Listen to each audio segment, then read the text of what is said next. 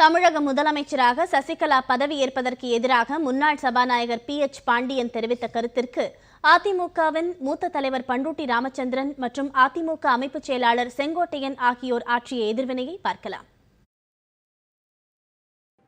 நான் ஒரு கட்சி பதவி கூட நான் பெறமாட்டேன், நான் ஒரு கவுன்சிலர் சீட்டு கூட கேட்க மாட்டேன் என்று அவர் மன்னிப்பு கடிதம் கொடுத்துவிட்டு வருகின்றார்.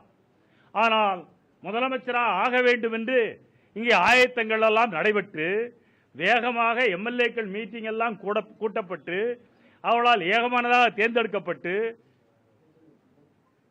ஏதோ புரட்சித் தலைவி அம்மாவுடைய அருளால், புரட்சித் தலைவி அம்மாவுடைய ஆன்மாவின் வேண்டுகோளால், புரட்சித் தலைவி எம்ஜிஆரின் அருளால் வேண்டுகோளால் நேற்றைய தினம் அது தடுக்கப்பட்டு இருக்கிறது. ராஜீவ்காந்தி அவர்கள் நம்முடைய தலைவருடைய சிலையை திறந்து வைத்து அம்மாவுடைய இல்லத்திற்கு வருகிற போது அம்மா அவர்கள் குறிப்பிட்டார், சின்னம்மாவை பக்கத்தில் அழைத்து வைத்து சொல்கிற போது ஒன்றை சொன்னார், எனக்கு நட்பின் இலக்கணமாக இருப்பவர் இவர்தான் என்று குறிப்பிட்டு காட்டினார்.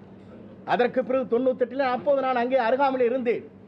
அதற்கு பிறகு 98 நாடாளுமன்ற தேர்தல் முடிந்ததற்கு பிறகு வெற்றி கனியை கொண்டு சென்று வாஜ்பாய் இடத்திலே சந்திக்கின்ற போது நானும் அப்போது இருந்தேன். அந்த பாக்கியம் எனக்கு கிடைத்தது. அப்போது வாஜ்பாய் இடத்திலே சொல்கிற போது அப்போது இன்னல் இடர்பாடுகள் இருக்கிற நேரம். 96 அவர்கள் மீது வழக்கு தொடரப்படுகிறது, வழக்கிலே சித்திரவதைப்படுகிறார்கள்.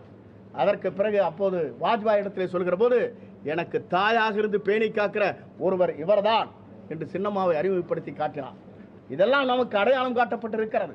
நானே நல்லா செயல்படுவேன் அல்லது என்னை விட நீங்களே நல்லா செயல்படுவீங்க, உங்களுக்கு ஒரு வாய்ப்பை கொடுத்து பார்க்கணும் அல்லவா?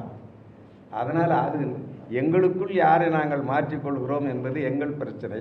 அதன் மூலம் மக்களுக்கு நல்லது நடக்கிறதா என்பது பார்க்க வேண்டியதுதான் உங்கள் பிரச்சனை.